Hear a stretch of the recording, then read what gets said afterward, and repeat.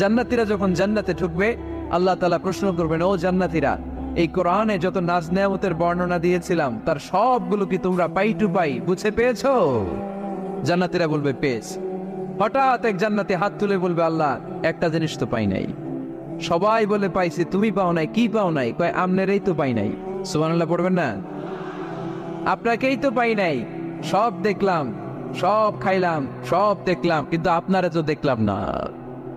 আল্লাহ তাআলা তখন বিশাল জান্নাতের এক কনফারেন্স রুমে সবাইকে বসিয়ে আল্লাহর দিদার মানুষকে দেখাবেন। আল্লাহ তাআলা তার গোপন সৌন্দর্যকে সেদিন জান্নাতীদের সামনে প্রকাশ করে দিবেন। আল্লাহর হাবিব বসবেন ওই কনফারেন্স রুমে সবার সামনে। আল্লাহর হাবিবের পেছনে বসবে অন্যান্য নবীরা, তারপরে সোহাদা, সালেহিন, আউলিয়া সবাই বসবে ওই জান্নাতের কনফারেন্স রুমে। আমরাও যেন বসার জায়গায় পাই, আল্লাহ তুমি তৌফিক দিয়ে দিও। আল্লাহ তাআলা অনেকগুলো নূরের পর্দার পেছন থেকে নূরের ঝলকানি মারবে।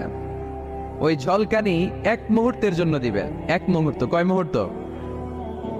70,000 নূরের পর্দার কথা বলা হয়, এই বর্ণনাটাও দুর্বল। পর্দা আছে কিন্তু কয় হাজার জানে কে? আল্লাহ। ওই পর্দা সরিয়ে আল্লাহ তাআলা সৌন্দর্যের বা নূরের ঝলকানির এক আলোকচ্ছটা জান্নাতীদের সামনে তুলে ধরবেন এক মুহূর্তের জন্য। কয় মুহূর্ত?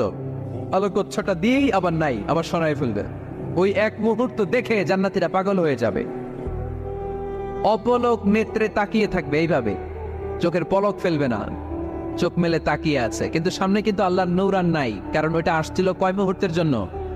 এক মুহূর্ত পরে নাই। কিন্তু কি যে দেখলাম, কত সুন্দর! কোটি কোটি বছর এরকম অপলক নেত্রে জান্নাতীরা তাকিয়ে থাকবে। ইন্নাল্লাহা জামিলুন ইউহিব্বুল জামাল। আল্লাহ নিজে সুন্দর, সৌন্দর্যকে পছন্দ করেন। আল্লাহর চাইতে সুন্দর কিছু হতে পারে? চিল্লায় বলেন পারে?